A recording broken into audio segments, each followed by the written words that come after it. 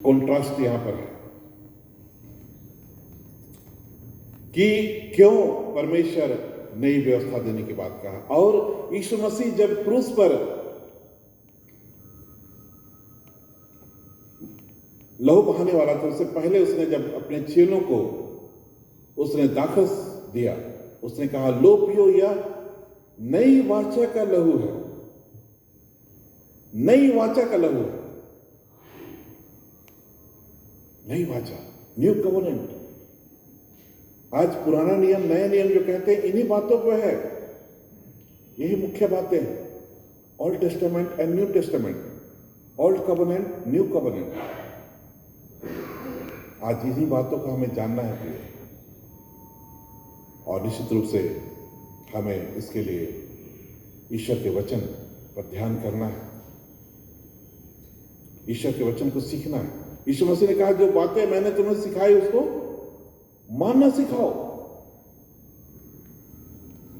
उसने आज्ञा दी कि बपतिस्मा दो और फिर जो बातें मैंने तुम्हें मानना सिखाया है उसको मानना सिखाओ उनको।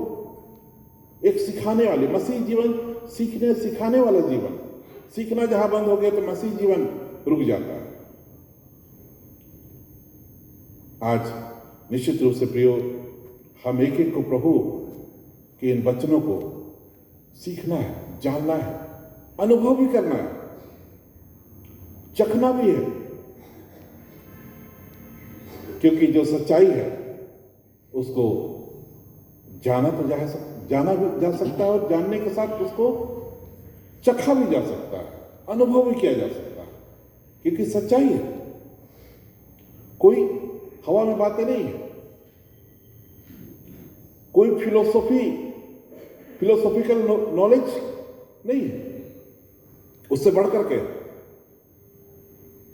और निश्चित रूप से प्रियो, यह वचन कहता है कि हम इस मृत्यु के देह में हैं। पौलुस प्रेरित कहता है मुझे इस मृत्यु के देह से कौन बचाएगा।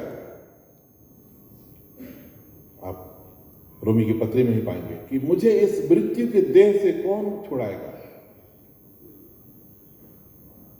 रोमी लोग के पास सजा देने के लिए बहुत सारे उपाय थे।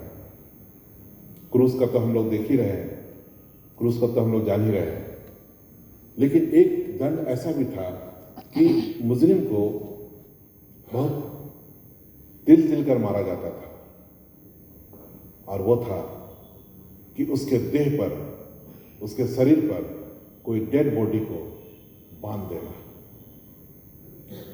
उसके पीठ पर एक मृत शरीर को बांध दिया जाता था,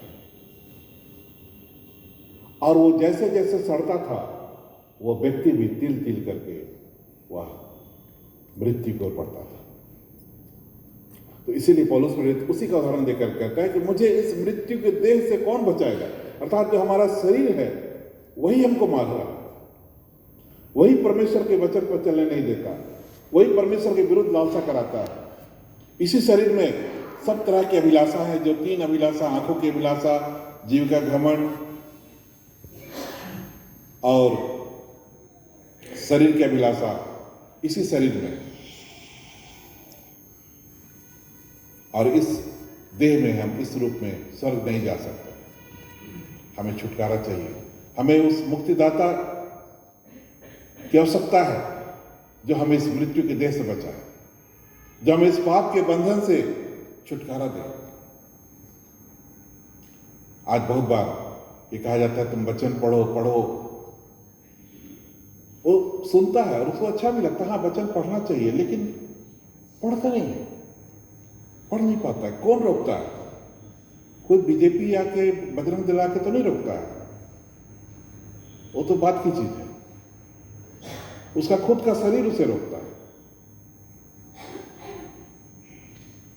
और मसीह जीवन की शुरुआत प्रिय होती है जहां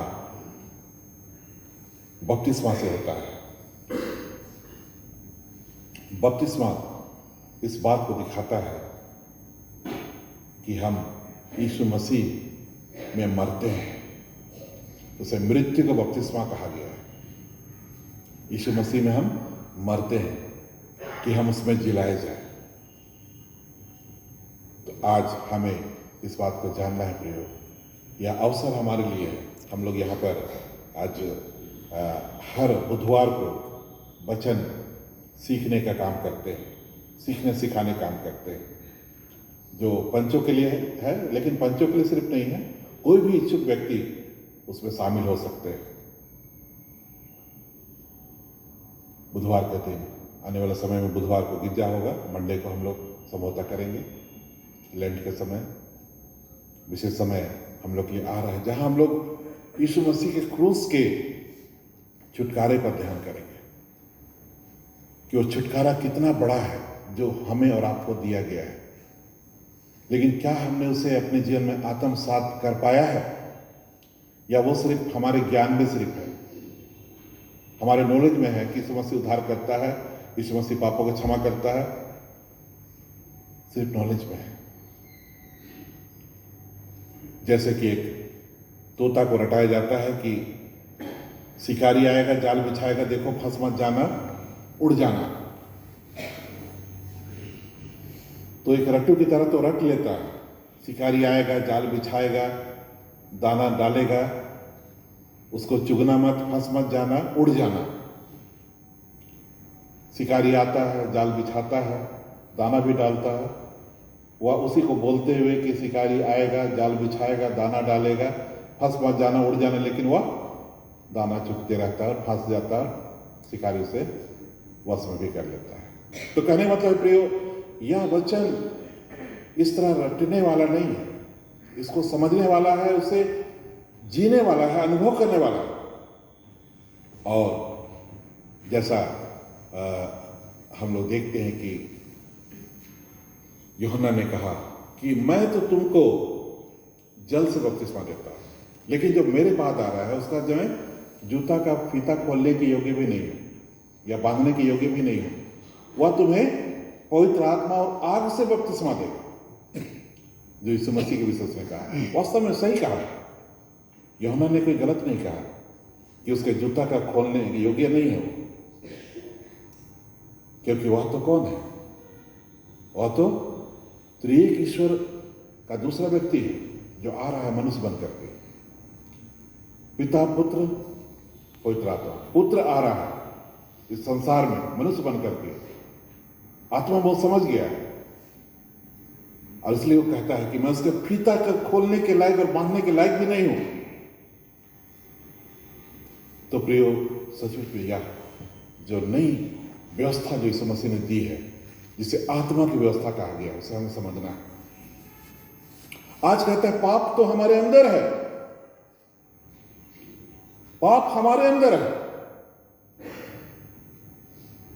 लेकिन ये क्या है? आत्मिक बातें। आप अगर कोई कहेगा नहीं हम ऑपरेशन करके थोड़ा पाप देख लेंगे अंदर कहां पर रहता है पाप, वो दिखाई नहीं देगा। वचन में तो लिखा पाप मनुष्य के अंदर ही है, चलो ऑपरेशन करके देखे कहां पर पाप है, नहीं दिखेगा। वो आत्मिक चीज है। तो ये आत्मिक बातें हैं और उसे आत्मिक रूप से समझना है, आत्मिक रूप से उसे हमें डील करना है, आत्मिक रूप से ही उस पर हमें जयवंत होना है। ईश्वर का वचन क्या है? आज हम लोग पढ़ रहे हैं वचन, ये दिखाई दे रहा है, जरूर ईश्वर का अनुग्रह, ईश्वर हमें यह दिया है, लेकिन ये आत्मिक है, व्यवस्था आत्मिक है।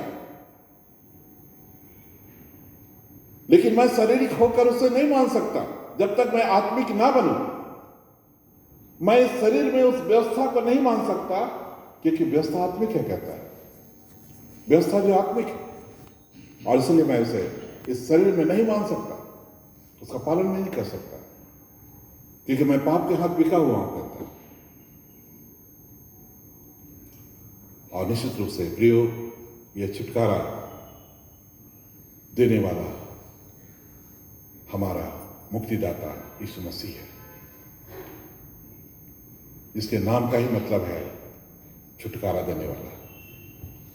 आज हम और आप ही क्यों, पूरे दुनिया के लोग यदि आज छुटकारा पाना चाहते हैं और पाएंगे तो एक ही है, वह है प्रभु यीशु मसीह, जिसके द्वारा से हम